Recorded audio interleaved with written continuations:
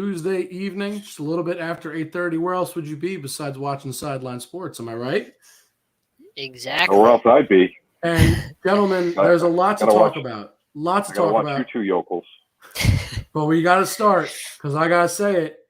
I'm pretty sure I'm the only one that went 3-0 this week in fantasy football, including two, absolutely destroying wins in our fan league against Debbie. I'm sorry, Debbie. I know we're friends here. We're all friends. It's all love. But I crushed you by almost 65 points. And then in our personal league with all of us, with our, the group of friends, if you will, I won by over 70 points. Absolute dominance. All I hear is blah, blah, blah, blah, because 2 out of the 3 leagues, who is the top scorer? Myzik, don't even. My man, all the respect to you. We love you, but you are going to be absolutely obliterated. I am the people's champ. Number one. Hey, did you go 3-0? Hold on. Who went 3-0? Raise your hand if you went 3-0. Hold on. Most points in 2 out of the 3 leagues. Raise your hand who went 3-0. Who went 3-0 besides me? John, what did you do? 3-0? 0-3, so that's like 3-0. Hold on. No. In our 3 leagues, how did you do? I said 0-3. It's like 3-0. Oh, you said 0-3. Yeah, it's like 3-0. JB, how did you do? 2-1? 2-1. I lost the All right, show so hold league. on. So John didn't win anything. You only I was won sick, twice. so I have an excuse. No, absolutely not. I had the most points in the most points of any of the teams in 2 of the 3 leagues. So technically, you're behind me in 2 leagues. Technically, I'm not behind anything. I had guys on suspension, so now they're back from suspension. And I lost a guy for the season. I lost Mostert for the season. So, Gus bear Edwards, with me. I trade for Gus Edwards, Wednesday? He's gone. Thursday. But CD Lamb was a huge pickup, and he had more points than Taylor at running back, so it was a good move. It was a great move. I admit I lost Raheem Mostert as well, but I'm perfectly fine. I'm doing great. And he bothered me more for fantasy, the daily fantasy. But wait, let's we brought up Mostert. I got to bring this up. What are people doing, tweeting at him and attacking him because he got hurt? What is wrong with people? That is awful. His poor wife. Yes, Matt, you're absolutely right. John came up with the immediate excuse, I'm sick. Now, I'm sorry you were sick. I'm glad you're feeling better. See, week 2 will be different. Hold on. Did you set your lineup over the weekend? Because I set my lineup like Wednesday or Thursday, and if anything major happens, I'll change it. But other than that, it's set.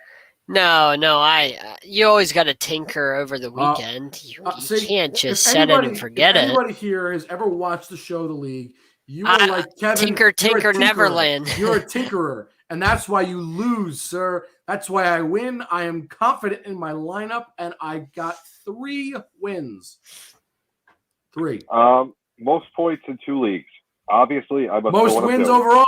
At the end of the day, I'm 3-0. You're 2-1. Remember the Texans won a game too, so let's not get overconfident. You guys are like the Texans. You won a game, big deal. So? All right. Most points in 2 leagues. Dominating. Aaron Rodgers lost, but he'll bounce back. It's fun. We'll talk about that. All right. Back to what you were saying. I didn't mean to interrupt. It's okay. So what's wrong with people? The poor guy. Forget about the fact that we didn't know he was going to be out for the year at that point. Right. So your fantasy team went bust. You know what? Maybe leave the guy alone. He's dealing with the rest of his career. I'm listening. Just she's out of order for that. I felt terrible. His poor wife, or was it his wife or his girlfriend? I don't know if he's married. His significant other. Yeah. Yeah, it was an article. How upset she was about it. Listen. Yeah, there were some death threats and all kinds of crazy stuff. I get it. You want to win in fantasy. We all do. Some of us play somebody a daily fantasy. Big deal. The 3 of us, we have a league. We've got money on the line, and that's fine. I would love to win that league, but money, like a small amount of money, just for a little stakes, or this poor guy's life. It doesn't matter how much money would be on the line. You just don't cross that line. Exactly. I'm just using this as an example. It's not right. And you wonder why these players don't want to interact with fans on on Twitter and all kinds of social media. You wonder why because they don't want to reply to you. You wonder why Yeah. they hate fantasy players. absolutely. Why they always say bad things about fantasy players. It's because of people like that. It's those people ruin it for the people that would love to interact with them right. in a in a nice way, in a way that doesn't hurt them just or a couple anything bad like apples ruins it for Yeah. the rest of us. Yeah. And I think the biggest thing is people cross that line or forget the line between fantasy and reality. And I'm not, I know I don't mean it like a joke, but I do at the same time. But fantasy football is exactly that. It's not real. It's just, it's the same. To the fans, I understand it's very real. Like I play fantasy football, so it is real in a sense. But at the same time, at the end of the day, it's just a game. It's the same thing as it's something to do with your friend. I mentioned this is life. I mean, I mentioned about the Yankees fan, or about the Boston fan driving into the Yankees fan years ago, in Boston outside of a bar because the guy was wearing a Yankees jersey. The Boston fan ran him over with his car outside of a bar. Right. Come on, man! Like it's a game. Who cares if what jersey you're wearing? You don't run somebody over with your car. Exactly. Look, you just don't do wear it. a Dolphins jersey. Is it ugly as all can be? Of course it is. Because it's the Dolphins. But am I going to go? Am I going to go run and go kill John? Am I going to go commit murder? Am I going to verbally attack him in some way other than maybe a couple verbal jabs as a joke? No, I may make fun of him because that's what friends do. But I would never, by any means, intentionally hurt someone like that. That's just that is a fine line, and I am all about verbal jabs, having some fun with your friends, or just making jokes. I'm always okay with that, but there's a line, and you don't cross it, and that's what people are doing, and that's the problem. People are just way over the line on that. And it's when I got the text Sunday afternoon when Mostert went out because my friend was watching. And he knew I had him on my fantasy team. I had him in a bunch of daily fantasy games. I was upset, but I wasn't upset with him because you were just upset at the situation. Yeah, the guy's not looking to get hurt. Of course not. Yeah, it sucks. He wants to be out there and play. Yeah, I wouldn't go on Twitter and say, "Oh, what's wrong with you?" Believe me, he wants to go. He wants to make money. This is his job. Yep. I mean, he wants to be out there. Let's go to these people's jobs and start booing them and tell them how much they suck. Yeah. Maybe that's what we should do. Go to your Walmart job or whatever these people have and just go boo them. Just walk up to them as a cashier. Just stand 10 feet from them while they're bagging groceries. Boo! Yeah, would you do that? Just stand there and boo them. And then whenever they drop a banana or they scan the wrong coupon or it's expired, they scan a coupon. Start making threats to them. There you go. Just start saying awful things. I'm gonna murder you because you misscanned my banana. It's not even yours. It's the random person that you don't even know. You're just messing up theirs, but they messed up, and you're just like, boo! I'm gonna punch you in the face. Like, come on, man! Like really? Get over it. You just wouldn't do that. I know that's absurd, but nobody comes to your job and boos you. Yeah, it's the same thing, just on a small scale, but it doesn't change the basic principles of what are happening. The simple fact is that somebody is doing their job, something went wrong, and you're verbally threatening them. It doesn't matter how big or small the situation is. You're still right. I think our example is kind of silly, but it's still applicable. I want to go to the Exxon station in New Jersey because New Jersey, they have to fill your gas tank. You can't do it yourself. I'm going to pick up Jake and John. We're going to go to the Exxon station. And we're going to start booing the gas attendant as he's filling up cars because, he's not topping them off. He didn't turn the cap good enough. He's just horrible. My engine light is on. You didn't turn the cap tight enough. We should do that one day. Let's have a booing the Exxon guy. Yeah, I'm just going to go to every store from now on, every restaurant I go from now on. If I see somebody mess up, one of the employees, I'm going to boo them. See? Isaac's already booing me. See, I feel the hate. John, I'm sorry, but everybody boos you always. You know that. So let's get off this topic. Let's talk about my favorite news story over the last 2 days in the NFL. Out in Tennessee, Vrabel, saying how Julio's going to cost them games with his attitude and things he's doing on the field. It's not something you can teach him. Now, I have no problem with what he said. My issue is that he said it publicly. Agreed. You know, Julio is a superstar wide receiver, whether he got hurt last year or not. You know, and also, I'd like also to point out the score of the game was 38-13. So I don't care what he did. I don't think it was going to make a difference. Yeah. Exactly. And he could have gone and scored 2 extra touchdowns, and they still would have lost. You don't do that publicly. You don't call out the worst guy in your team that way, let alone a superstar. You know, as a head coach, that's a horrible job. Absolutely. Well, also Julio just got there to the Titans. Like, this is his first game, and Vrabel's already calling out players in week 1 where they're getting smashed at home. They're getting smashed. You didn't prepare your team. Clearly, you didn't prepare them right. Is somebody going to come up to you and tell you, do you need to prepare your team better? Because you didn't do your job very well. Yes, I saw it. Yes, and I know that's why I called him out. I did see it, and again, in the locker room, he could have screamed on him for hours. Closed the door to the office in front of the team would have been fine. Honestly, to say it in the press.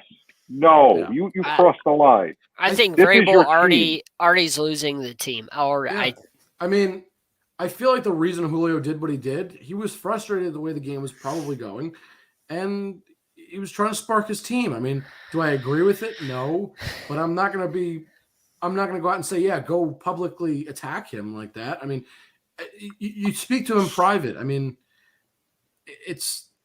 Even if a reporter asks you about it, as a head coach, you have to know you don't answer that question in that way. You might say, that's something that we're going to talk about in the locker room. That's internally.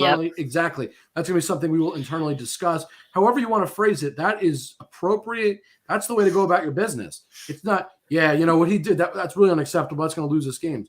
Because as the new guy in town, and he's not just some guy, Right. He's a superstar. I'm going to be like, what? Screw you. Screw you, buddy. I don't want to hear it. Because he knows he's good. He knows what he's capable of. How about Vrabel? How about Vrabel not having one of the worst defenses in the league? Yeah. With him being a defensive mind. I agree. I mean, guy can't set up a good defense, and he's a defensive mind. What's with that? He came from Belichick. Maybe he needs to contact Belichick and find out how to deal with the media, because that was horse manure. Horse manure. It's Bishop Sycamore. Bishop Sycamore, yes. Beyond out of order. I get the frustration sets in. I completely understand. You get blown out 38-13. You have a strong offense. It doesn't get going. Things don't go right.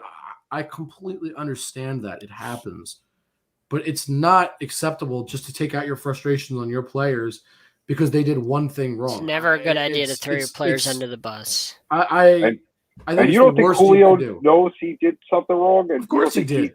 And I'm sure Vrabel yelled at him on the sideline. He's not a 22-year-old kid. Right. Yeah. He's a grown man that's been in the NFL for a long time now. Yeah. If I was the GM, I'd have fired him right then and there.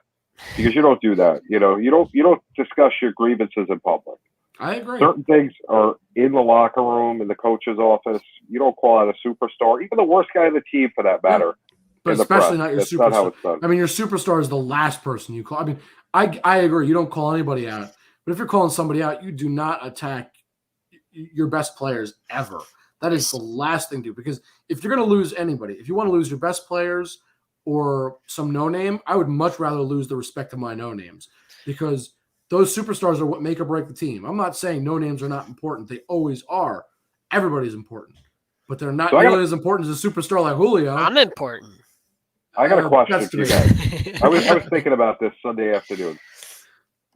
Mike Tomlin, where do you rank him as head coach of the NFL? What number do you think? Are we talking about his entire career? Current coaches right now in the league. Current coaches? But I'm saying we're including his entire career. What he's done, how he coaches right now. The 32 guys are out there. You could pick one guy to take your team. Where do you rate him? Honestly, probably.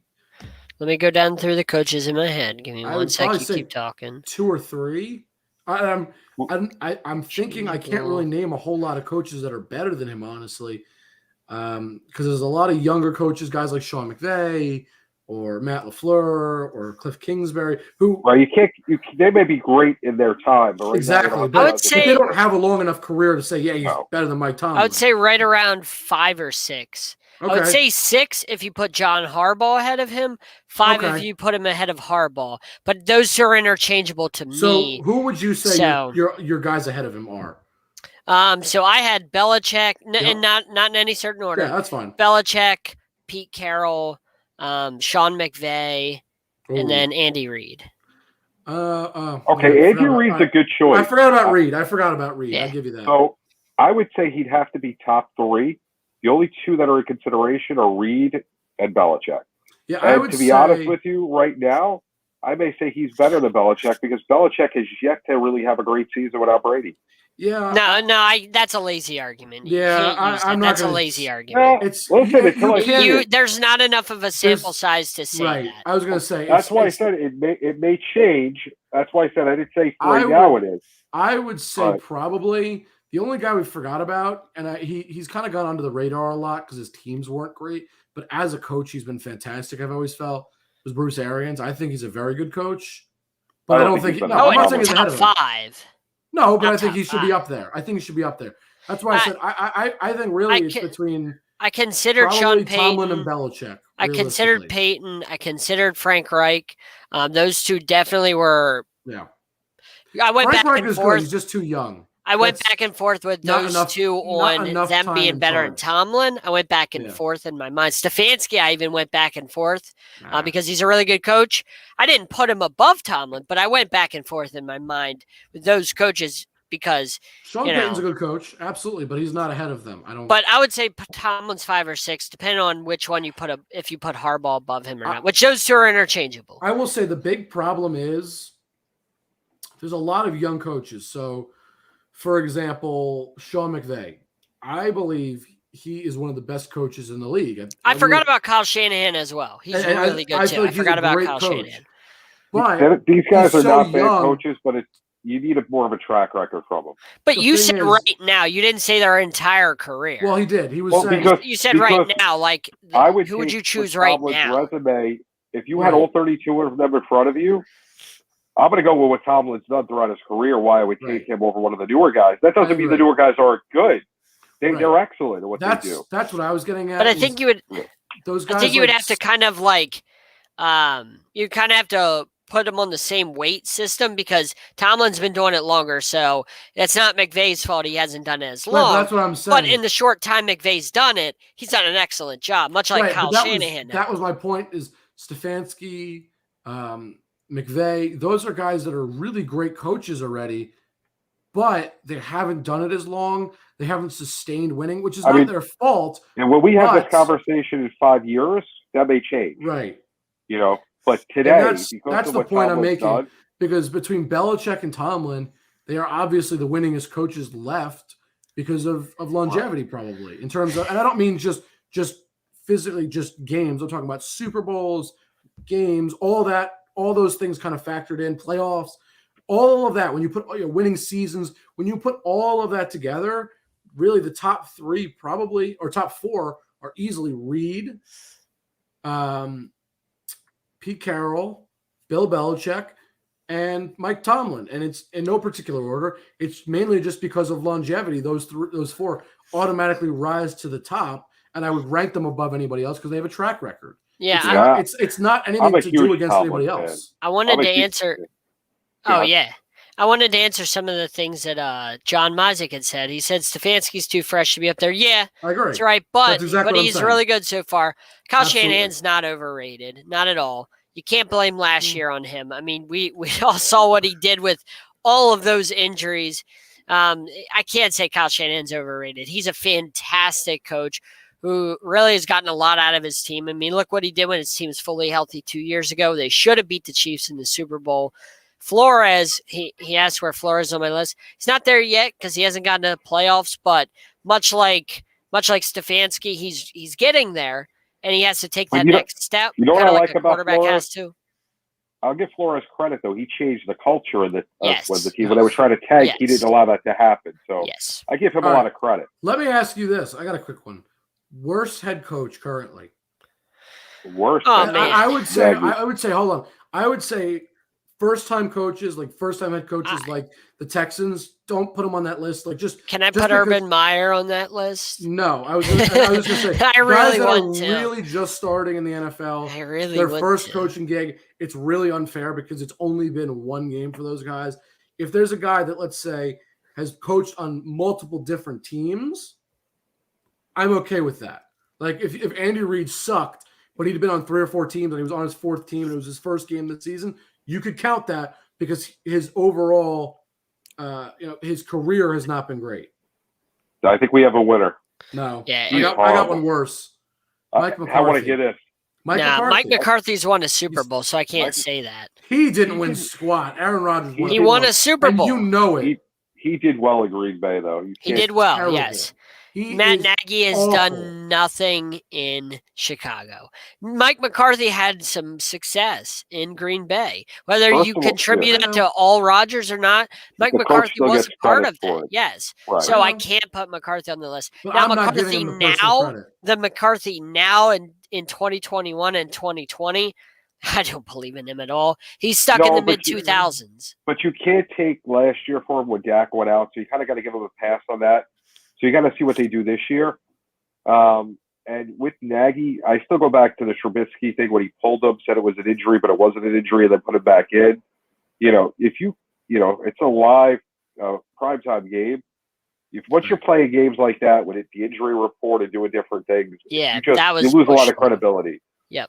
That's why I say, and then if you watch any of the Bears games, the way he calls plays, whether it's him doing it or he allows other people to do it, he's just not a good coach. He's in over his head. I'm not going to argue. He's a terrible coach. You know who I think is I think there are a couple coaches that are not very good coaches, I guess, just to say the least. I think Zach Taylor is not a good coach. I've seen enough of Zach Taylor. In the couple years he's been there, I've seen enough to know guy's not a coach. He's a great coordinator, not a coach. Vic Fangio. Not a coach. He's a great coordinator, not a head coach. Not a guy cut out for that. But the worst, to answer your question, Matt Nagy. Hands down. If Adam Gase was still in the league, Adam Gase would be my answer. But Adam Gase would be like, neck and neck. If it was a horse race, it'd be like a dead heat. But right now, Nagy's sprinting ahead because Gase is looking for work. And if Nagy doesn't have a job next year, we might, and we come back to this question, we might say Dan Campbell or Zach Taylor, or Urban Meyer. I'll give him a little bit of time, only because last season he was basically without his quarterback the entire season. They were still bad. They were still bad with. No, I know, but I'm just saying you can't entirely judge last season. Like we couldn't judge McCarthy without Dak. It's the same concept. But this is what, year 3 or 4? Told you, Mr. Isaac. So when you think about it, he's only had one full season, right? Because I'm saying last season, yes, it counts, but I'm saying give him a bit of a pass because he lost his quarterback, right? And so he's only had one other full season outside of that. I'm not disagreeing that I don't think he's a great coach, but I think this season will be the proof. Look at the almost the same exact roster that Freddie Kitchens had in Cleveland. Remember, Kevin Stefanski took over basically the same exact roster that Freddie Kitchens had. And what did they do? They went from a joke to going to the playoffs and challenging the Chiefs in the second round and stomping the Steelers in the first round. 1 year under Kevin Stefanski, they did that. So I've not seen that out of Zach Taylor. I've seen nothing out of the guy. Nothing at all in the couple years. I've seen nobody. Like, your coach is supposed to change the culture and make the players better. Like Brian Flores clearly is doing that in Miami, like JB said. We're seeing that shift. We're not seeing that in Cincinnati. We haven't seen it yet. I'm not saying Zach Taylor is good. Where is it? I'm saying I don't want to completely rule him out yet. It's like year 3 or 4, and we haven't seen progression. Right, but again, the point I'm making is actually we have seen progression technically. What? 3 wins? 4 wins? Technically, he's won more games. I'm not saying 4 wins? Yeah. You want to talk about progression? Technically, he's gone up. Technically, it's bad. It's really bad in Cincinnati. I don't. They beat Minnesota. Good for you. Minnesota's not going to be a good team, like I've been saying. Yeah, they're going to win 6 games. Listen, you want to talk a lot about that game. I saw a great deal of it. Minnesota played well. Not Minnesota. Cincinnati played well. They did a lot of good things. They did a lot of good things. We'll see how it comes throughout the year. But getting to my next question, and moving off coaches. So what was the more surprising win to you? Cincinnati, Pittsburgh, Tampa, or the Raiders? Did you say Tampa? Not Tampa, my bad. The game was in Jacksonville. I'm thinking of the Saints over the Packers. The Saints. Okay. Yeah. I associate Tampa with being horrible because they were horrible. What were the options again? Hold on. Ravens and Raiders. So Raiders win. Right.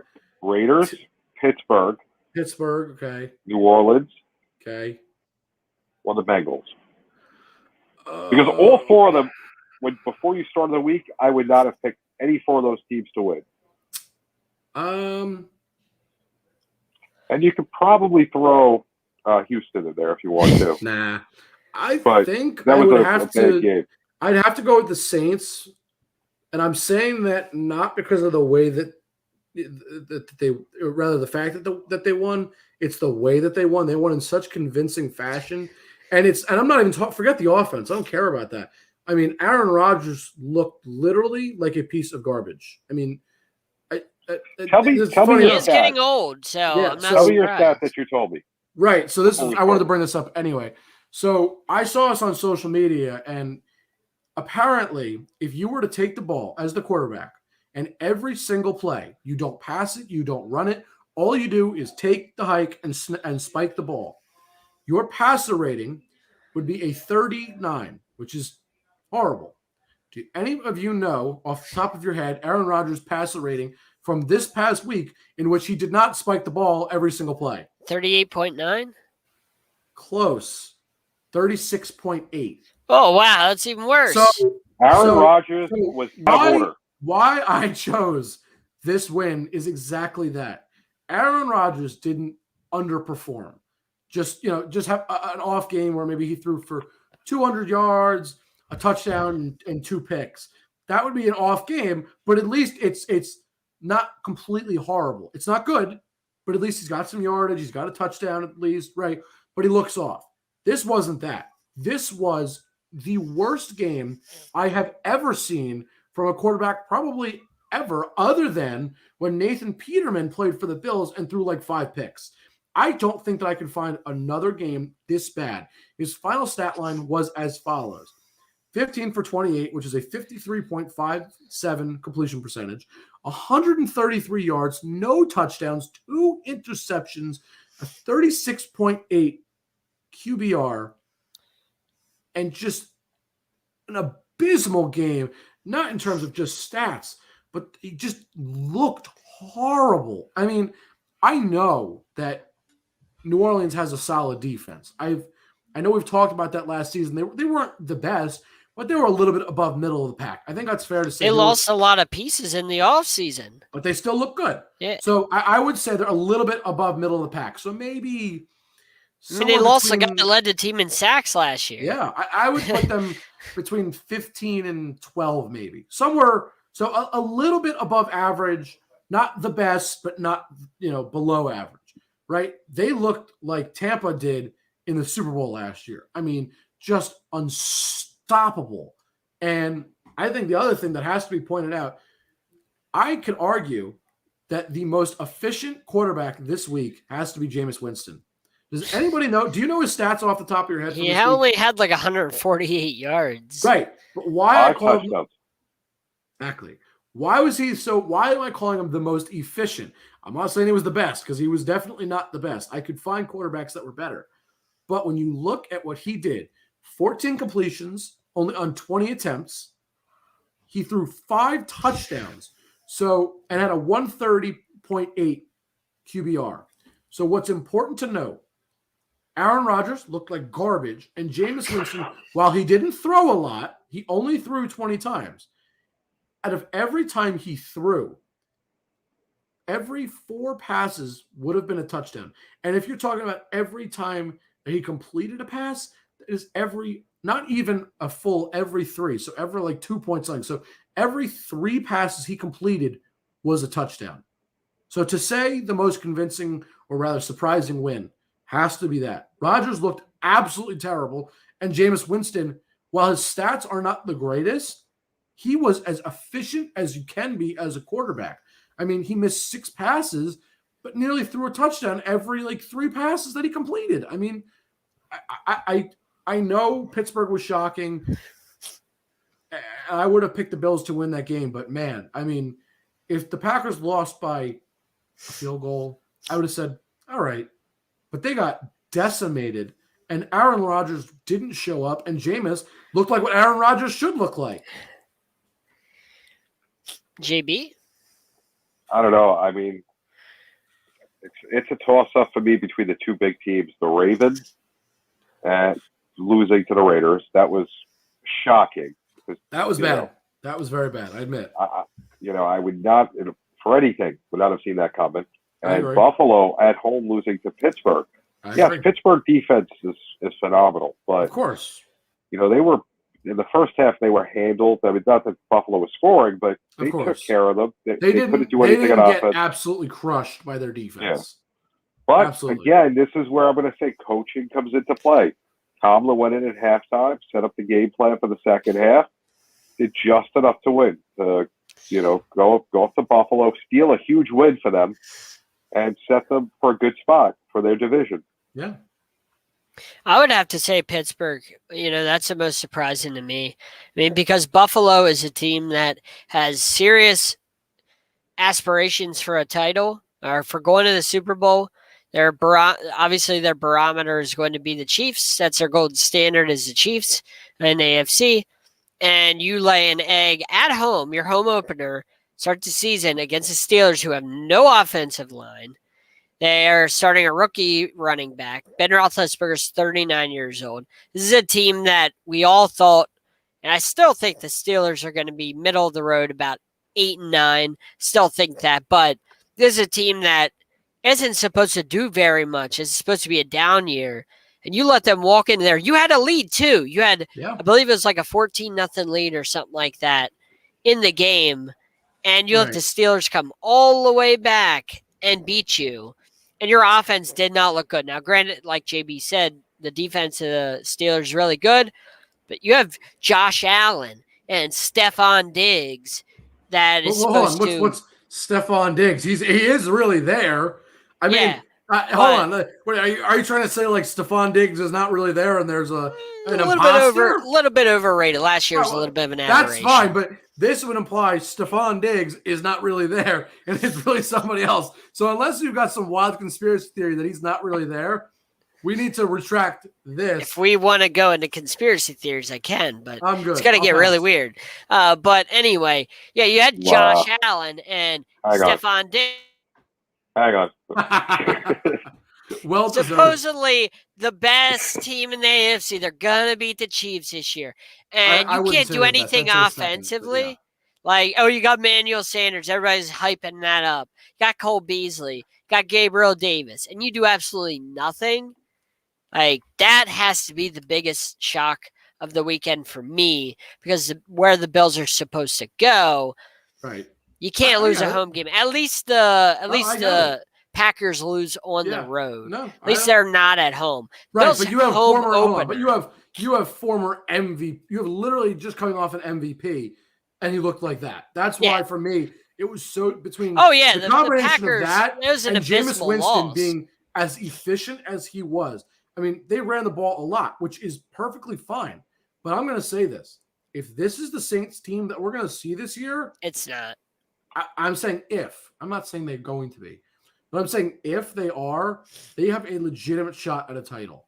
I'm not saying they're going to beat Tampa. I say they have a shot at a title. And this is all hinging on if this is what we see. I don't think this is going to keep up. I agree. I'm not saying it would. You've watched enough baseball. You know how hot hitters and cold hitters work. That's Jameis Winston. That's why exactly like Ryan Fitzpatrick. If it keeps up, I'm not saying it will. It's hinging on the fact that it could. It's just unlikely. In that event, though, they would be a serious contender. But that's my team is the Steelers. That shocked me. I expected the Bills to blow them out and come out with a vengeance after losing to the Chiefs in the AFC title game, but they didn't.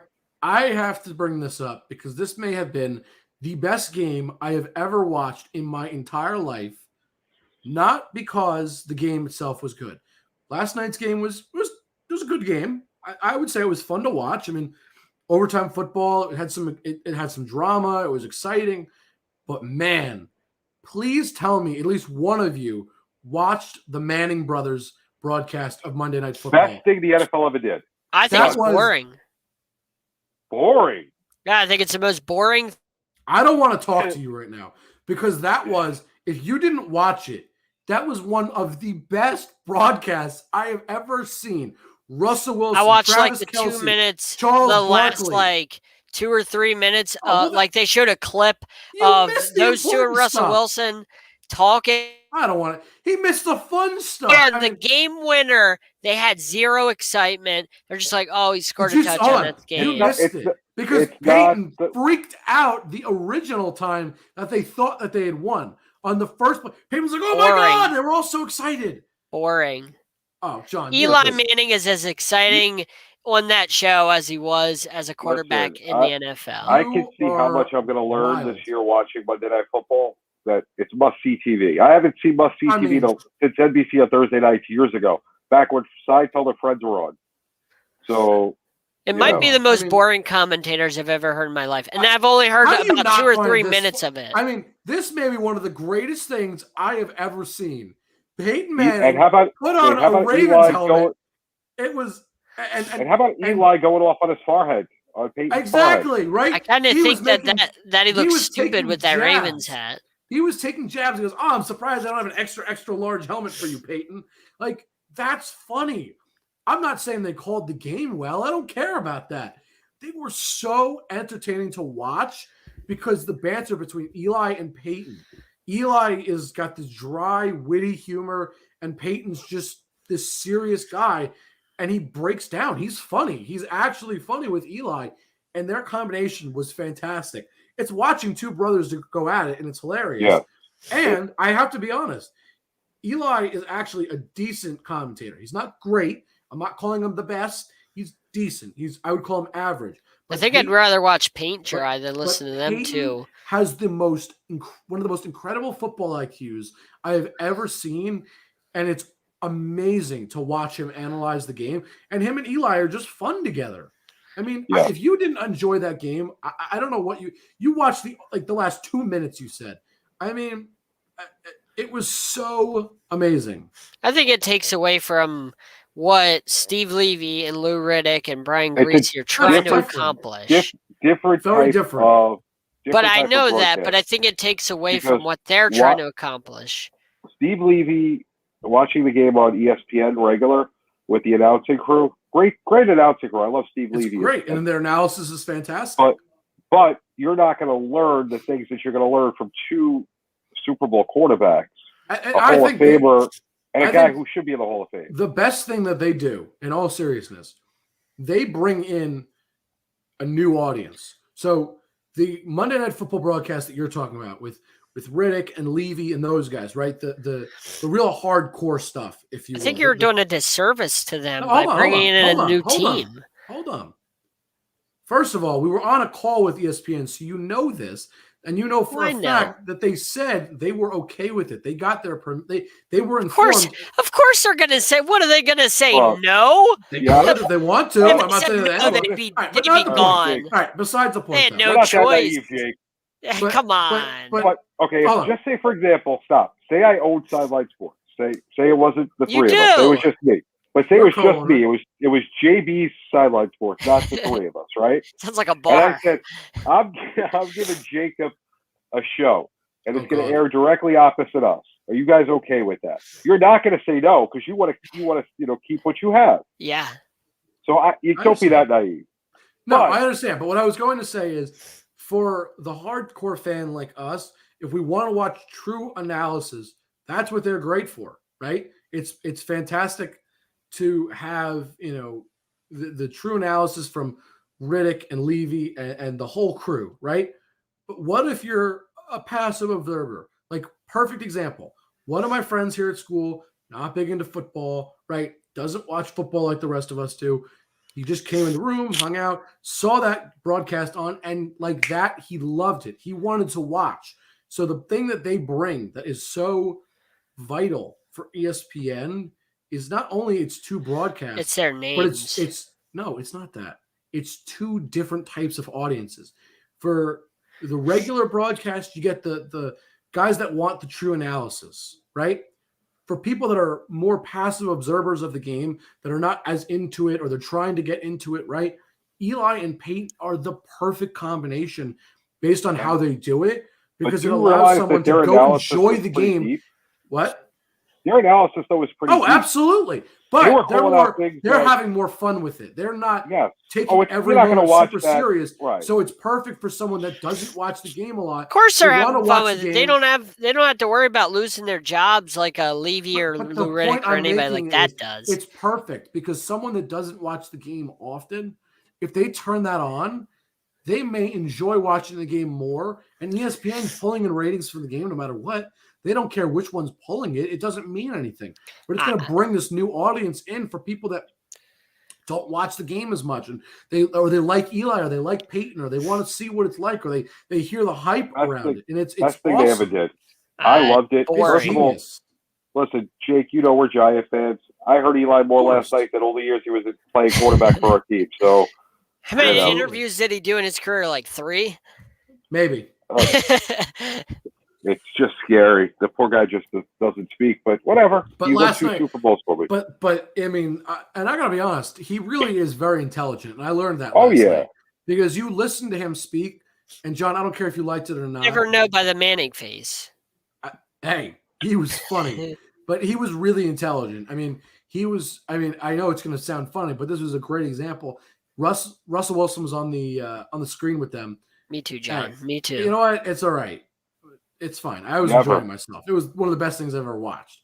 I was watching him, and Russell Wilson's like, all right, Eli, what do you think they're going to do? And he just kept calling cover zero, cover zero, cover zero. And obviously he was right, but he was making light of it. But Eli knows the game so well. Everybody loves when Tony Romo is like, I know the play. I know the play. I know the play. I don't love it. Sometimes I'm like, but a lot of people sometimes really like that. It's a bit much. Really, I'm not talking about just us, but there are a lot of people that watch that and say, I love how incredible. Sometimes Romo can be a bit much. Sometimes. I don't disagree. Yeah. But a lot of people really enjoy that he knows what's going to happen. Eli and Peyton could do the same exact thing. And they did it. And it was amazing. And I know you didn't like it, but John, it was genius. And they were so fun together. I mean, the verbal jabs that they had going back and forth, it was amazing. I wrote some of the stuff down, and I'll have to try and find it. But it was, it was great. It was you couldn't have found anything better. I'm sorry. There's some breaking news, guys. Super Bowl 21, the Giants beat the Broncos 39-20. You can have your opening day win, Mr. Isaac. I think I'm keeping that up for the rest of the show. I'm cool with it. No, wow. I think on behalf of John Mizek, you are out of order. Even though I like it, you might be out of order. But yeah, this was a great tweet. Sean O'Hara, former teammate of Eli Manning. This was great. I love this tweet because I think anybody that didn't see it, this is how I describe it. The new Eli and Peyton show on Monday Night Football is pure comedy. It's like the movie Step Brothers and Monday Night Football in a blender, keeping tabs on the brotherly jabs and Eli leading at the half. How great is that? It's so fun to read that because he's right. It is two brothers, like Step Brothers, combined with football. You can't beat it. I loved it. I get the reasons you don't like it, John. It takes away from the actual football game for me. I didn't know if it was going to work until I watched it. When I watched it, I saw what they were doing. They actually broke down the game in a different way. They broke it down so I could see it as an NFL quarterback. I haven't had a chance to watch a game with an NFL quarterback till last night. So that was my first time doing it. I got two, a Hall of Famer and a guy that's going to be in the Hall of Fame. No, he's not a Hall of Famer. Jake has all the stats for that. We won't argue that. We've discussed this. According to my team name, Eli's not a Hall of Famer. Yeah, and according to your team, you're not winning a championship, so I don't really care. Anyway, moving on. You never know. Moving on. So, I mean, they just brought a different perspective. Then, of course, they brought in different superstars and different athletes. I thought it was well done. I mean, I understand, the difference between watching the game with regular announcers, but you know what? It's Monday Night Football. I can see the announcer Sunday. It was fantastic. I mean, I liked it. I wish they would do every game. I wish that, you know what? Let them do every game. Then ESPN will do more of that, and it takes away from the aura of what Monday Night Football is supposed to be. It takes away from the historic. Question. If we were doing that for MLB, who would we want to do it?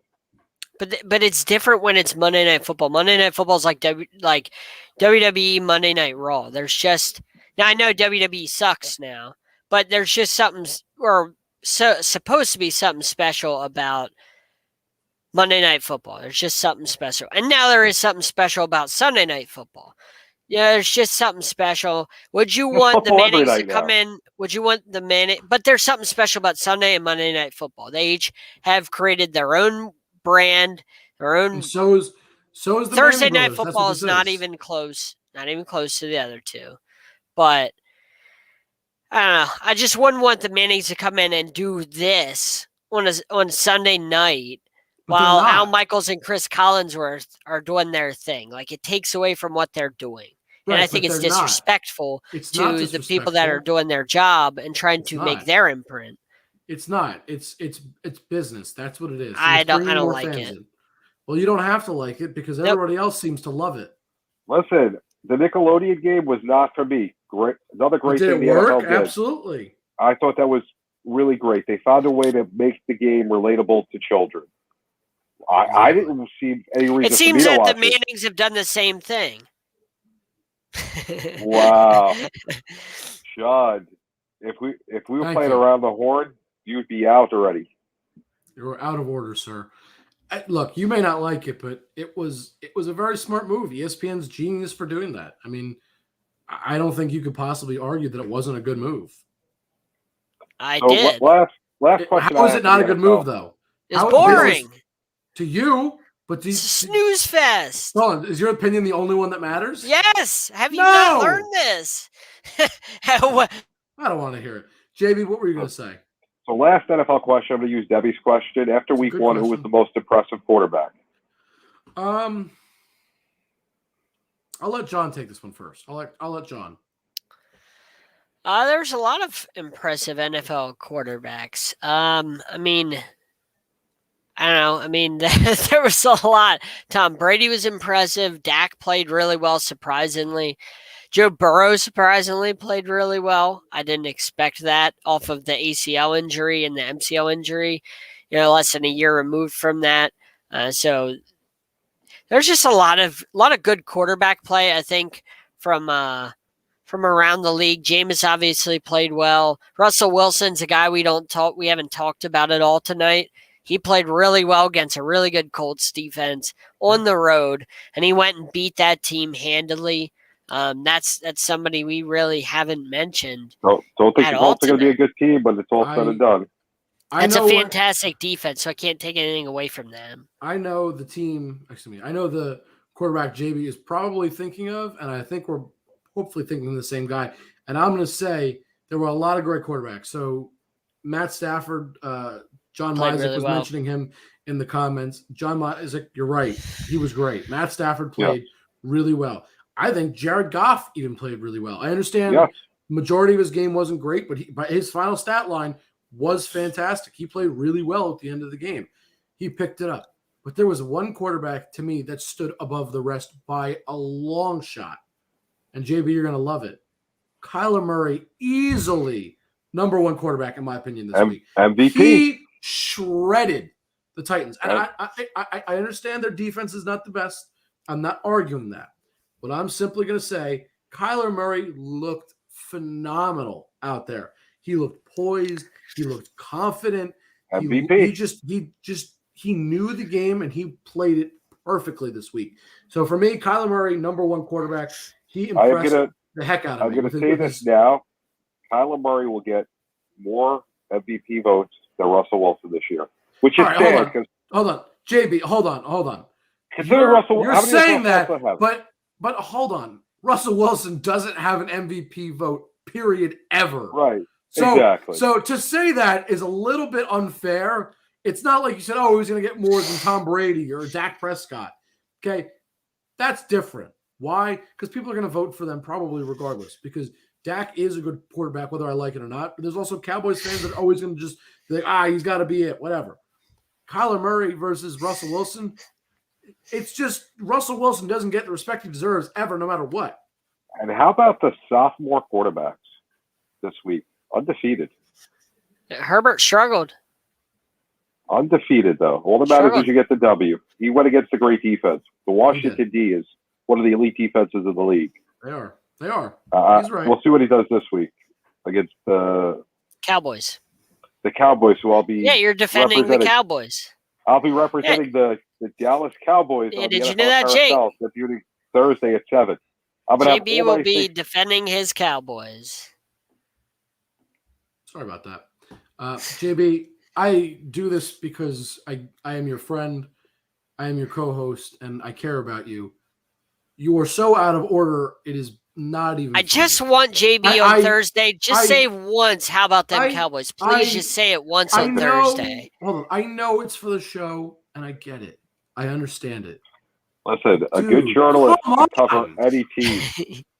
I don't care. I just want one how about them Cowboys out of JB. That's all I want on Thursday. I would like that. That would make me happy. I would really appreciate hearing that. Listen, what's the name of my fantasy team? Zeke and Destroy. So let's go. But that's not how about them Cowboys. No, I can't go that far. But I will say you're going to have to. You're going to have to this week. Will. But yeah, so all right. Anything else in the NFL you guys want to talk about? Any Mostert's out. Fitzpatrick's out. Fitzpatrick's out. That's a big loss. Yeah. Yeah. Now the Giants, big game Thursday night against Washington. They got to show up and win. Daniel Jones, another wasted draft pick. Yep. Here's the last thing I got to talk about. Daniel Jones might be one of the worst quarterbacks I've ever watched. and I have stats to prove why I say that. What's a CC Ghost? What? No, not quite. But at least Sam Darnold can win. And he proved that this week. At least he won a game. I beat the Jets. Let's not say he won. He won a game. It doesn't matter. We played the Broncos. They're not a great team either. That's a shot fired at John Maz. But here is why I say that. Daniel Jones, let me ask this question. Do either of you know how many fumbles he has in his career and how many games he's played by chance? Just curious. Is it 30 and 28 games? 30 and 28 games, if I'm correct? Because I saw the absolutely right, sir. I vomited in my mouth. In 2019, he led the league with 18 fumbles. In 2020, he also led the league with 11. He had 11. I believe he had 11 touchdowns last year. Started the entire season, and he had 11 passing touchdowns. I could look that up. I don't know. But I want to do this first. And then he lost a fumble already this season. That's 30 fumbles in 28 games. He is the second fastest player since fumbles were tracked in 1994 to hit 30 career fumbles. That is pathetic. And if that wasn't bad enough, hold on. That was also not only his 30th fumble, it was also his 40th turnover, period. He has turned the ball over 40 times in 28 games. That is over one turnover per game. It's also over one fumble per game based on that average. Not by a lot, but it is. He is a turnover machine. So Drew Lock lost his job, but Daniel Jones has his. Exactly. Yeah. Look, I have tried to defend Daniel Jones. I have tried and I have tried and I have tried. But this is just ridiculous. Okay. Well, you do realize there's no quarterback next year that right now on anybody's radar that I know that should be one of the top picks. So we're going to have 2 top 10 picks probably because I don't think the Bears are going anywhere, and we're certainly not. We can't even score points against the Broncos. That was disgusting. I don't even want to talk about how bad that was. You let Melvin Gordon run all over you. 70-yard touchdown, I believe. Well, listen, I told you the defense was going to regress. And that's fine. But to be fair, they were on the field basically the entire game because the offense is complete and utter garbage. And John, to answer your question from before, yeah, he had 11 passing touchdowns last year. Yeah, that's embarrassing. You played 16 games and you have 11 passing touchdowns. Actually, he played 14, but 14, but yeah, that doesn't make it any better. This day and age, you throw 11 touchdowns when you've been in the league for a couple years now. Just not good. Listen, and I know there are some major changes we need to make. Yes. I know I said at the beginning of the season, it's a make or break year for Daniel Jones. I didn't expect him to fumble and play like this in the first game. If he fumbled but at least put points on the board, I'd be less harsh. I'd be more forgiving. I'd say, fine, all right. I wasn't ecstatic with his play, but he put some points on the board for us. He put nothing. He put 7 points on the board until the last play where he got a stupid touchdown. It meant literally nothing. It couldn't have meant less if he tried. It was already completely over. He just ran it in for a touchdown. It was garbage time, irrelevant. So I don't even count that touchdown. He scored one touchdown. 2 moves the Giants need to make immediately. Fire Dave Gettleman. Bye-bye. And start figuring out who's playing quarterback next year, because this year is already in the toilet. Yeah. Honestly, that and root for everybody against the Bears. Is Joe Judge on his way out too? Not yet. He actually, from what I've read and seen, players want to come for free agency and meet with the team. They're excited with him. Players want to play for him. He has the right attitude. We'll see how it translates. Right now, I think Gettleman's more of the problem. Yeah, of course. Yeah, he's like John Gruden. His ego is gigantic. But I want to pose this question about the Giants, and I mean this seriously, because this season is basically already over. I mean, Daniel Jones proved he's not a competent, capable quarterback. At least you paid Kenny Galladay a lot of money. Yep. So my question is, the Giants need a quarterback. In all seriousness, Cam Newton. I'm not saying it's going to make everything better. Not arguing it's going to make it all better. Do we just consider, even if it's a backup role, do we bring him on? No. Seriously. I mean, this team can't get any worse. There was talk about that when he first got cut. I think it's a great move because Daniel Jones can move. Maybe Cam could coach him on the sidelines and teach him, and maybe that's what I'm hoping. Cam doesn't want that. Cam wants to be a starter. Listen, Cam could want whatever he wants. I'm just asking from the Giants' perspective, is it a good idea? That's all I'm saying. I'm asking if you're looking at, if you're looking from the Giants' perspective at Cam Newton, your honest thoughts. Because in all seriousness, I don't think it's the worst move. I don't think Gettleman and Newton will reunite after what he did to Newton. I do not see it. I'm just asking from the perspective of the Giants. If you're just looking purely at the situation and the statistics, what do you think? And I think the answer is it's not a bad idea. It's not the worst idea. I mean, like I said, you can't get any worse than what you are now. We stink. No, Dave Gettleman says, "Hold my beer." Right? I mean, I think Daniel Jones is going to start until Dave Gettleman's gone because he has such a big ego and he wants to flex so much about his draft picks that his guys are going to play until he's gone. That's how big of an ego this guy has. I want to point this out too because it just further proves that Dave Gettleman is a terrible GM. Because if he sits his guy that he drafted, that he flexed about drafting Daniel Jones, that says that he is admitting he was wrong, and that's something he won't do. Yeah. Dave Gettleman will never say he was wrong. So never. This is what I want to say. So last year in the 2019-2020 draft, the NFL draft, the Giants passed up on Tristan Wirfs, and I said that was a mistake then. I continue to say it's a mistake because Tristan Wirfs is an incredible offensive, one of the best. And even the year before he was great when Saquon was drafted. Quentin Nelson, I believe we did pass on him because he got, I think Cole selected him at 4. I believe it was. So that's 2 years. This is the third year in a row At 6. Actually, at 6, because the Browns selected Denzel Ward at 4. Okay, but they had 2 draft picks. I knew it was after the Giants. Yeah. So for the third straight year, and a seemingly incredible offensive lineman has gone by them. Yep. Because this year we got to see Rashawn Slater, who I didn't know. I looked up, of course. I couldn't remember. Was the 13th overall pick to the Chargers. The Giants, if you remember. Great pick. Remember, the Giants had the pick before that. I believe we had the 10th pick, and then we traded it to the Bears. Right? 11th. Yeah. 11th. Okay, but regardless, it was before them. We could have gotten Rashawn Slater. We ended up with the 20th pick and got Kadarius Toney, who I still don't like. But I digress. Rashawn Slater played his very first week this week. His first game against Washington. He had to play some tough guys on that Washington defense. Montez Sweat, Chase Young. And those are just 2 of the guys I'm sure he went up against. Jonathan Allen. Yeah, it's a tough defense in general. Do you know what his stats were this week by chance? He played 49 pass blocking snaps. In 49 snaps, he allowed 0 sacks, 0 hits allowed, 0 pressures allowed, 0 hurries allowed.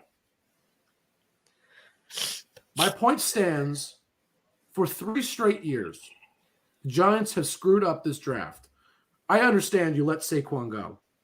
Or excuse me, you let Quentin Nelson go and you get Saquon. Fine. I understood the move then. I still understand it now. Then you let Tristan Wirfs go. I don't get that one still. I'm still yet to understand that. This year, we trade back to get Kadarius Toney. We would have gotten a receiver regardless, it seems. And we let Rashawn Slater go. Dave Gettleman is one of the current worst GMs, if not the worst currently. Because I'm sorry, you have let How many years has the line been the problem? Oh, every year for more than I can count, right? And, exactly. I understand this is a little bit of hindsight, but to be fair, I knew Quentin Nelson was good. Everybody knew he was incredible. Everybody knew Tristan Wirfs was also incredible.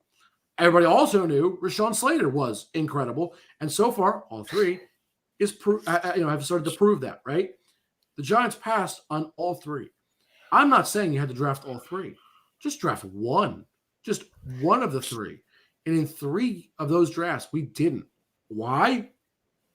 Beyond me. How can you draft Daniel Jones and not try and protect him and that's through what the I'm draft? And they signed guys on free agency, traded for guys that have been abysmal, overpaid guys in free agency that have been terrible. His evaluation's not good of line. You drafted Andrew Thomas in 2020, and you basically let Tristan Wirfs drop all the way down to 13. Even if you got Jedrick Wills, I would have been okay with that. But you reached on Andrew Thomas, and he's not good. To me, it is mind-boggling that it's not. I shouldn't say that. I'm not surprised knowing Dave Gettleman, but it's something I'll never quite understand how you let players drop like that. And it just further, we talk about, he's the worst. Well, yeah, because he does that.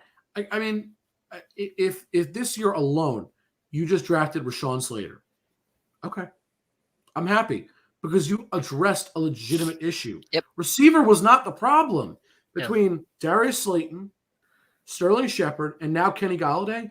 I was perfectly happy with that as our receiving core. How can you be upset? That's a good receiving core. You got Kenny Golladay, who's a fantastic, receiver. Yeah, I'm happy with him as a number 1. Sterling Shepard, I think, is a good slot receiver. He's got some real ability, some real talent there, and he can play off of the slot, but he that's primarily what he does. And you have your speed guy. You have your deep route, your Tyreek Hill, if you will. That's the role that Darius Slayton can play. You're a speedy guy that's going to blow past everybody and get you those big explosive plays. You've got all 3. What does Kadarius Toney bring to the table that they don't have? He's a gadget player. I don't really care.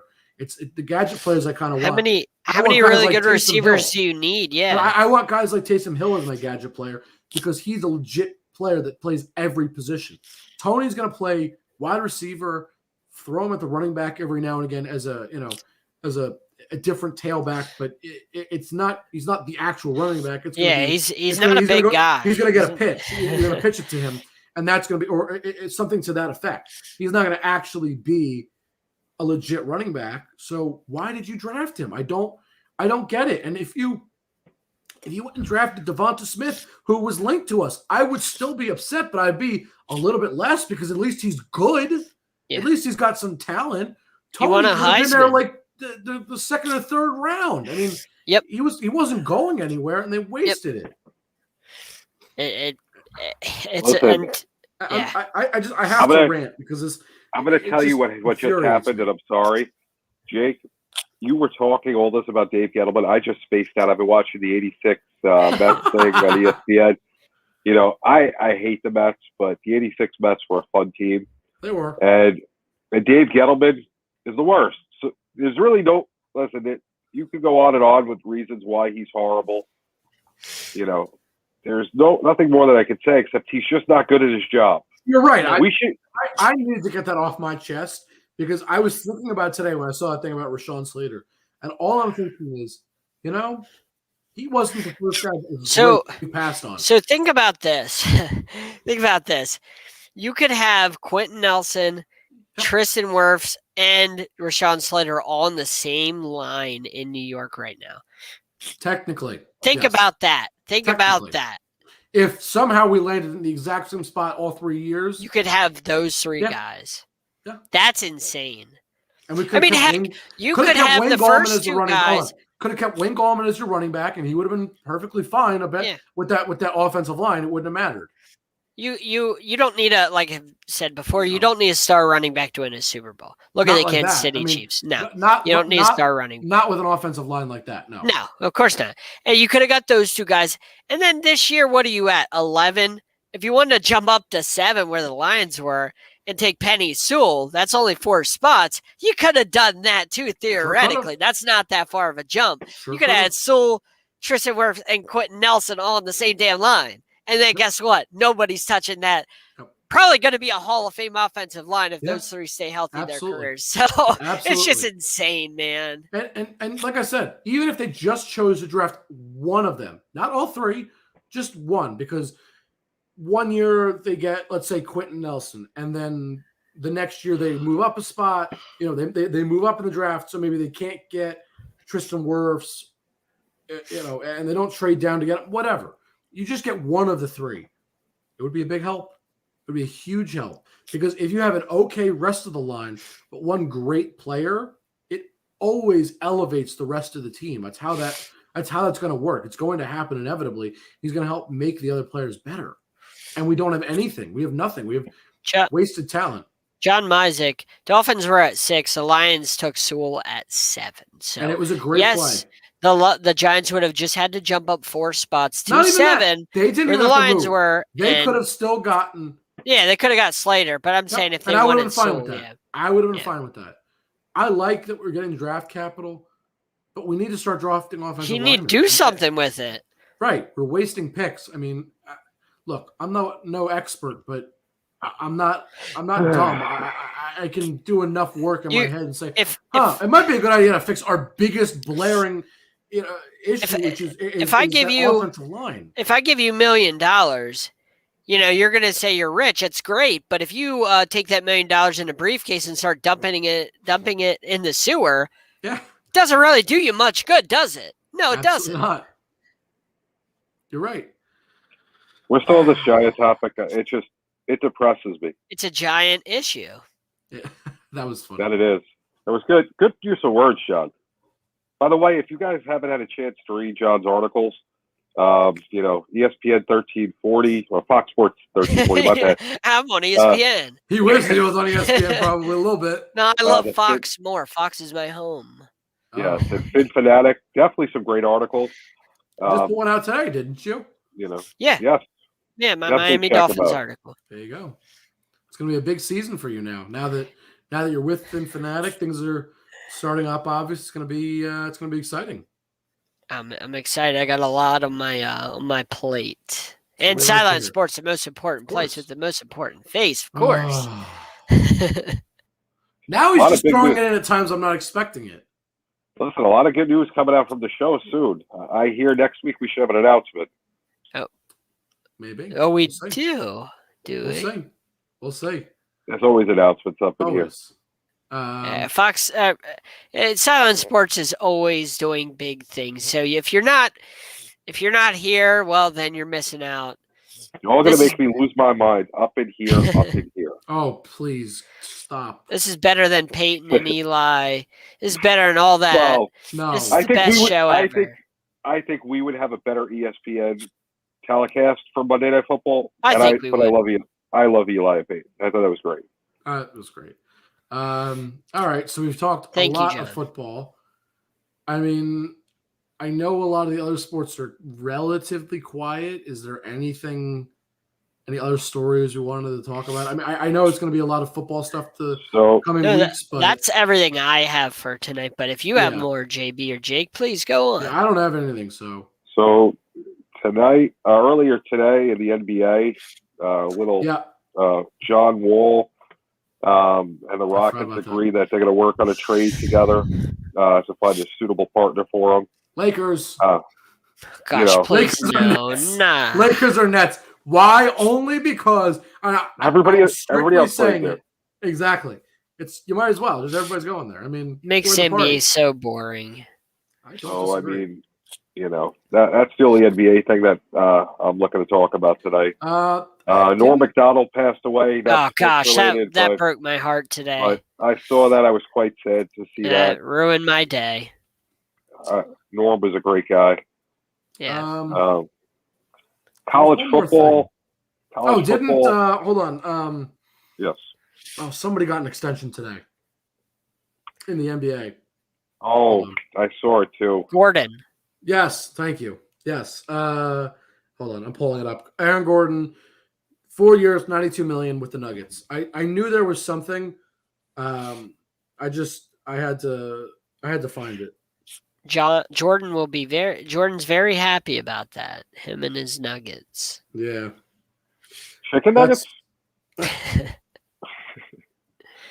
Yes, chicken nuggets. Chicken nuggets sound good. Don't start me on that. I haven't had Chick-fil-A in a while, by the way, so it's been way too long. I don't like Chick-fil-A nuggets. What? Sorry. What? Get him out of here. He's out of order. I didn't want to hear that because Chick-fil-A is out of order. I mean, that's incredible. heavenly. Like, that is like what? That's what probably God and Jesus. Chick-fil-A has the greatest sandwiches, but their nuggets just don't work for me. Their sandwiches up in heaven, you know that's what they order when they go to Chick-fil-A up there. That's why they don't work on Sundays. Exactly. Because we cracked the code. We cracked the code. This is the Da Vinci Code stuff up in here. Why are they not working on Sundays? Because they're serving heaven. Yes. Speaking of heaven, touchdown Jesus. Got to go to Notre Dame Saturday. Notre Dame's in trouble, guys. That was awesome, yeah. Tell us about your experience, because I didn't get to hear about it yet. First of all, if you love college football, take the trek to Notre Dame. It's probably one of the nicest stadiums I've ever seen. Been to Yankee Stadium, Fenway, Wrigley, Dodger Stadium. I love that comment so much. But you gotta make the trek there. What a gorgeous stadium! It looks a lot smaller in real life. The helmets, do they shine? The golden domes, they are much shinier than they look on TV. Notre Dame is in trouble though. Their offensive line is horrible. Worse than the Giants? It could be like the AAA Giants. That's how bad. That's refreshing. Did you get to touch the "Play Like a Champion" sign? No, I did not. I was quite disappointed. A lot of fun, great stadium, great people there. Beautiful campus. I definitely can't wait to go back. I look forward to it. But they're in trouble. Couple other big games. Penn State won this week. Another big victory. The biggest game of the week, though, Oregon coming east, taking out Ohio State. Overrated Ohio State. That's big implications for the whatever you want to call it, the NCAA joke, because it's not really a playoff. Don't you worry. In 4 days, there'll be upset alert when the Gators take down Bama. Don't you worry. from your mouth to God's ears, because we don't like Baba. God loves Chick-fil-A. Remember yes, that. He does. Who doesn't? Now the question is, does he like Polynesian sauce? No, Chick-fil-A sauce is the best. Come on. No. Stop. Yes, it is the best. Do you like it more than Polynesian? Yes. Polynesian is my number 2. Okay. I was going to say, at least you know how great it is. JB, favorite you haven't menu spoke. item there, you haven't spoke on favorite this. menu item. I'm curious. Hold on, first, JB, do you like Polynesian sauce? Polynesian, thumbs up. Okay. 2. Okay, good. Okay. Good. Favorite I had to menu make item sure real quick. because we need to stay friends. I mean, if you don't like Polynesian sauce, if you don't like it, just we can't be friends. You're lucky I still talk to you after the whole steak thing. That's all I'm going to say. You're not allowed to You're cook right. for anyone. I mean, hockey pucks. You man. said you don't like Chick-fil-A nuggets. That's worse. No, it's not. Who doesn't like Chick-fil-A nuggets? No, I've never I'm met sorry. anybody in my life. Vegetarians like Chick-fil-A nuggets. All right. What's your favorite menu item, though, John? I mean, it has classic. It has to be the Chick-fil-A sandwich, the crispy. Which one? Spicy or regular? The regular. I like how crispy it is. I'm not a spicy guy. I'm a spicy chicken sandwich, but I love them both. I think it tastes good. I just don't like spicy as much. So nothing wrong with it. And I take the pickle off. I don't like the pickle. That disappointed me. I was just gonna say, and the pickle just adds a little. It takes away from the flavor of my sandwich, and it makes it soggy right in the middle. Oh, it does. Oh, I don't like that. Chick-fil-A for a second. Wow. Anyway, I'm going to pretend I didn't read what I read. Yikes. Big up to the second-rate team from the second-rate city. The Giants have made the playoffs, the first team in baseball to clinch this year. Oh, I'm thinking, I heard Giants, and I'm like, yeah, what about the New York Giants? We discussed this enough already. I know. We're ask, who has the best fast food fries? Counting Chick-fil-A if you want to add them in, because that's fast food. McDonald's. Chick-fil-A, their waffle fries. If you're talking about strictly fries, like not waffle fries. Well, waffle fries are fries. No, but I'm talking about regular fries. No, any fries count. Curly fries count. I'm saying if you're saying regular fries only, then I agree with No, all fries. Five Guys fries. That counts as fast food for me. I'm saying if you were excluding special fries, I would say McDonald's was 1. But I'm saying we are including it, so obviously Chick-fil-A is number 1. So I'm just giving credit to JB that, like, yes, I agree. They are incredible. I just put them at my number 2 because Chick-fil-A is special. The last couple of years, my power rankings, Wendy's fries have dropped. They've dropped out of my top 5. Wendy's has gone downhill over the last few years. Everything about Wendy's has gone downhill, and it makes me sad because I loved Wendy's. Ooh, ouch. Yeah, I used to love their nuggets and their burgers, but now I'm disappointed every time I go there. Besides my wallet, which is only $4 out of my pocket, other than that, your wallet thanks you. The food is like subpar. I'm like for what it is. Yeah, I'm like. The Wendy's used to be the best as far as their burgers because they were fresh. Ugh, they're not nearly as good as they used to be. Yeah. I don't know. I don't eat a lot of fast food, so I wouldn't know as much. I'm not a huge fast food guy. Come on. I mean, it has to be Chick-fil-A's fries first, and then I know. No, McDonald's. McDonald's and Arby's. I would probably actually say Five Guys fries are number 2. Five Guys fries are amazing. Those fries are to die for. Oh, Ryan Braun announced he retired today, guys. Oh, well, I didn't even know he still plays. He wasn't. I guess the steroids dried up. He ran out of money for them. He did get caught. I mean, so he tested positive. That's I used to love Ryan Braun before he tested positive, and then I lost all respect for him. Now he's hanging out with Barry Bonds and Rafael Palmeiro. The incredible Barry Hulk. The Barry Hulk. It's my favorite nickname of all time, no question. And that was like really early into our show. That may have been one of our first, I don't know, handful of shows we did together. First 5 episodes. And you call him the incredible Barry Hulk. And anytime I ever think about Barry Bonds, that's what I think of automatically. All right, John Mizek, when we go to the Hall of Fame next year, you're going to bring me your homemade fries, and I need to taste them. John Mizek's going to go as a fan. We'll go as media. He can stay, himself for a week, enjoying the Hall of Fame. He can do his own thing. Just so I can taste these homemade fries. We'll invite him. He can go himself, and then we'll meet up with him. We'll meet up with him there. You know, we'll meet up with the normal people. You know. Oh, yikes! Wow, John, we just lost one of our 4 fans. That was not good. That was not nice. That was worse. Out of order, that was worse John. than my Super Bowl. Hey, look, I can't. I gotta knock him. He beat my team last year. His Broncos beat my team. I gotta take jabs. You're not I nice. still am salty about that. That is not nice. Anything else going on in the world? I never said I was a nice person. Yeah, at least you're honest about it. I don't have much. I mean, I could complain about the fact that the Yankees stink, but I really don't want to talk about it. They look like garbage, and that's whatever. I don't even want to talk about it. But they did play well yesterday. They won today, but they're playing the Orioles. Exactly. They're not playing a team. They're playing a bunch of players. Their schedule set up really good for them to do well right now. Look, they went on a 13-game win streak, and then I think lost at least 7 in a row. They lost what 8 out of 10 because they ended up winning on the game against the Twins yesterday after being down 5-0 in the top of the exactly. Fifth. It's ridiculous. This team stinks. But like I said, don't really want to talk about it too much because they're terrible, and I'm annoyed. But it's fine. It's fine.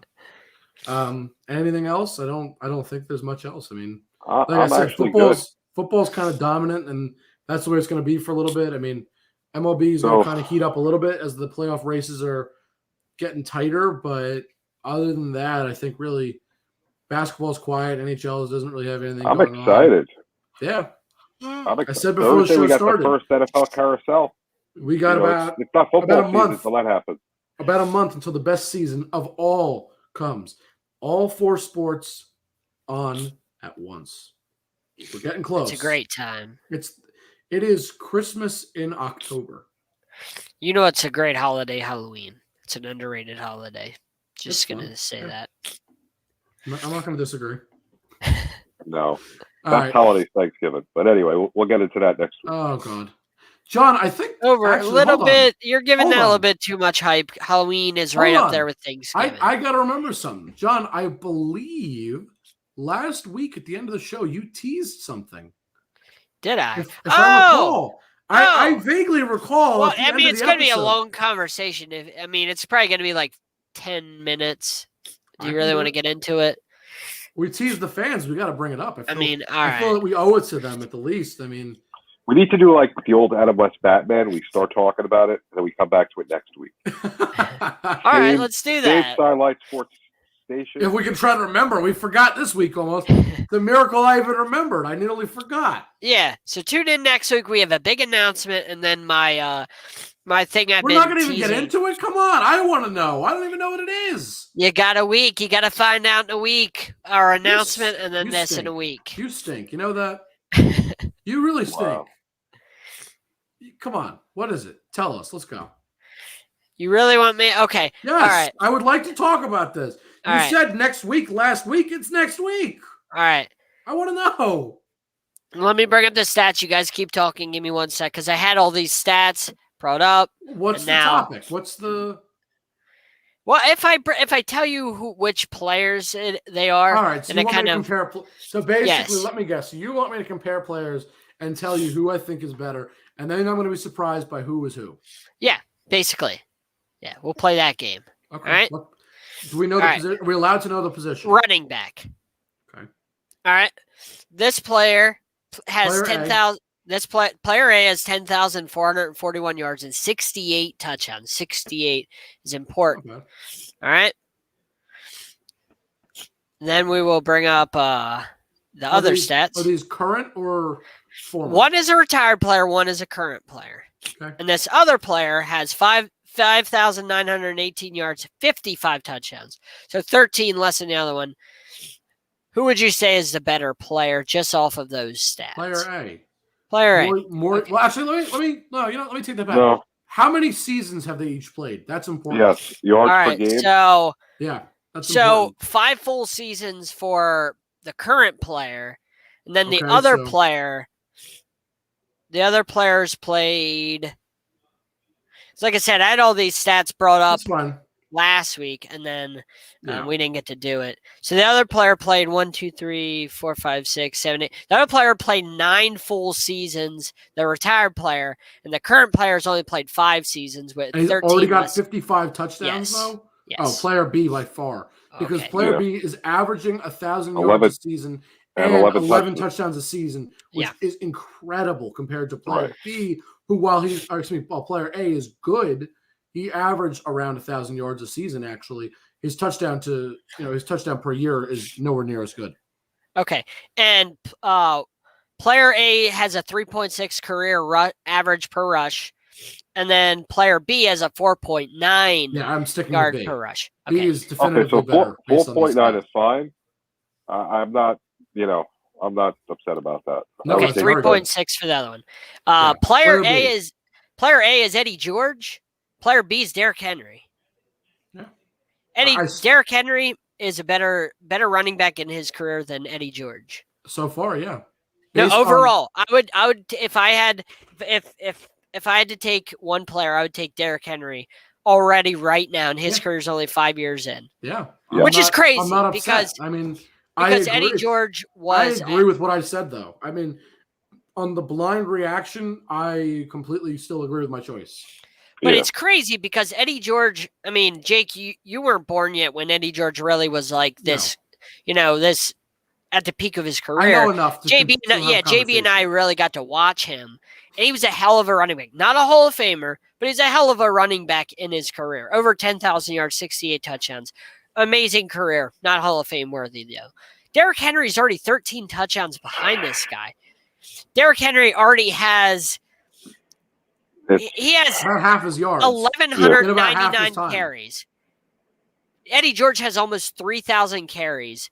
Derrick Henry has about 1,200 carries, which means if Derrick Henry gets to 3,000 carries, he's going to have about 4,000 yards more than Eddie George if they have the same amount of carries. And he's only 13 touchdowns behind him with 1,800 carries less than Eddie George and only 13 touchdowns behind. That's crazy how good Derrick Henry is. It's a testament to how amazing this guy's been and what he's already, if he does this another 5 years, he's going to be a Hall of Famer in 5 years. Absolutely. That's insane. I never, it came up to me, just thought about it last week and I was comparing the stats and I didn't realize how good Derrick Henry has been in his career statistically as a whole, and just looking at it, and I thought, he's been unbelievable. In 4 to 5 years, if he retires after 4 to 5 more years of this type of production, he could retire as a Hall of Famer in 4 to 5 years, and then he waits his turn to get in the Hall of Fame. That's insane. And he's better than Eddie George. And Eddie George was really good. Eddie George was really good. I think it also depends a little bit on that blew my mind.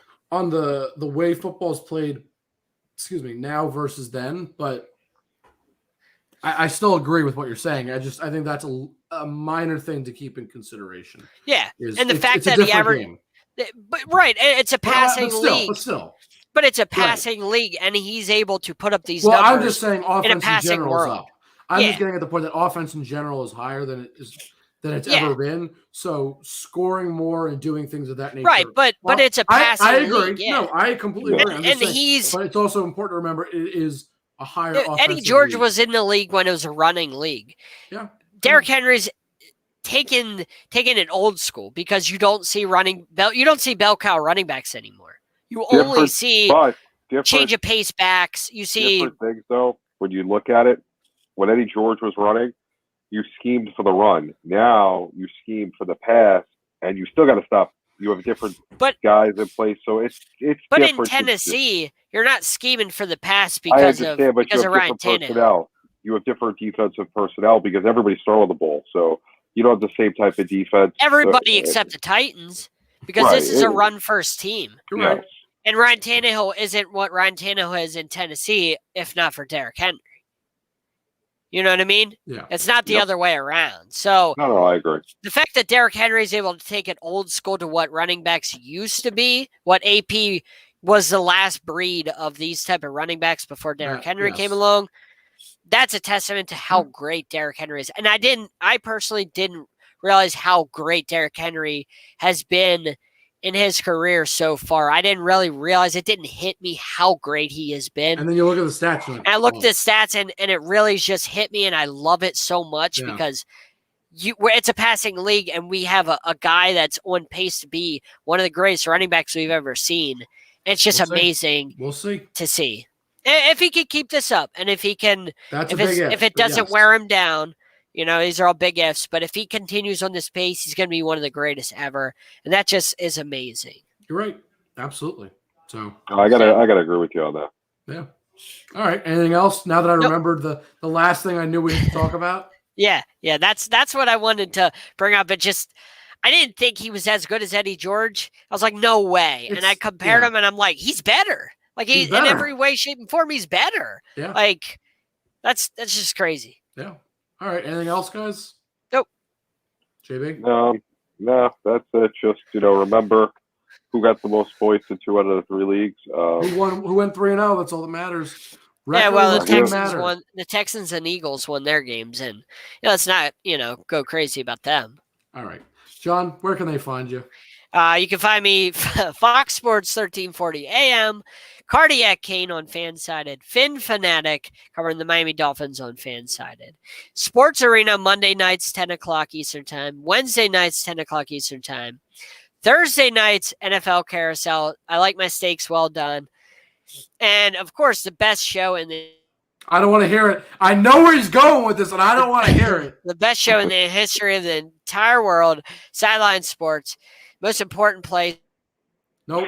I'm not letting him get it out. I am not letting him get it out. And John, I agree. I don't want to let him say it. JB, where can they find you? JB_the program on Twitter. The program should be back hopefully in 2 weeks. I think I got everything settled and ready to go. Leading off the carousel, going up against the host of the NBA carousel, Miss Megan Price. She will be talking about my Chargers, my Los Angeles Chargers. I got to talk about her Dallas Cowgirls. The Cowgirls. You mean your Dallas Cowboys? How about them boys? Oh, come on. Don't tease us like that. Just wait. Wait till you hear me talk about Dak and company. 2 more days. That's like Jake wearing a Boston Red Sox shirt. Woof. Ew. John, you couldn't pay me enough to do that. Leading that off, NBA carousel coming back soon. NBA season will be here before you know it. And that's about it. And everywhere else. First full season with it. First full season. Notre Dame game last week. Got my St. John's tickets against Kansas coming up in December. You never know where you're going to find us. Lambeau. We're all over the place, guys. We always are. That's what we do. That's what we do. You guys can find me on Twitter at Jake_Malik. You guys can find me on basically every social media, Facebook, Instagram. Just look me up. It's pretty simple. Of course, you can find me here on Sideline Sports, which is the most important place to find me. And more importantly, you can find Sideline Sports on Instagram and Twitter at Sideline Sport 1, YouTube and Facebook. Just look up Sideline Sports. We have groups, we have pages. We are on TikTok. We're on Instagram, like I said. Facebook, we're on. We're on TikTok, Spotify. People. What? We're on TikTok. We're on everything. What is a TikTok, JB? I don't know. Is it like a part of the grandfather clock? Well, I'm the old one. Short videos. Short videos. Okay. So videos of short people. Okay. Yes, like you. All right. Thank you. That's why you're on there. That's why you're on there. I am? Thank you. Oh, yeah.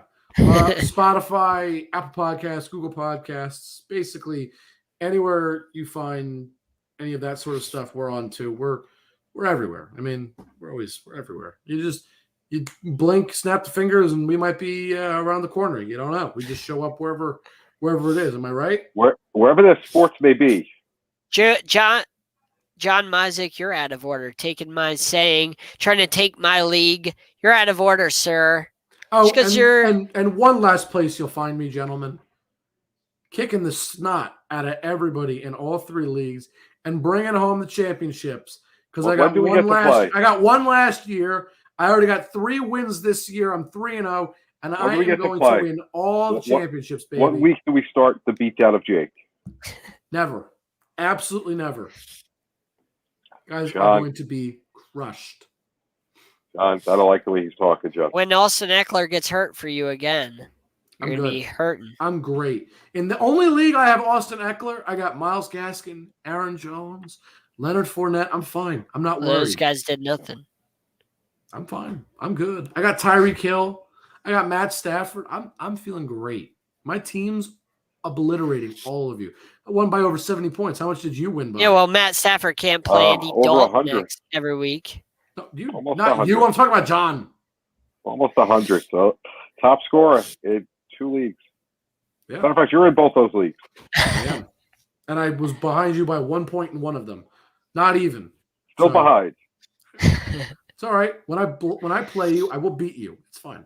Dolphins beat the Patriots by 1. 1 counts. Exactly. All right. Anything else, guys? All right. Cool, then folks. We'll see you guys next week. Everybody have a good week. And enjoy some football this weekend because there will be lots to talk about next week. John, don't try and say something stupid, John. It's not happening. Guys, we'll see you next week.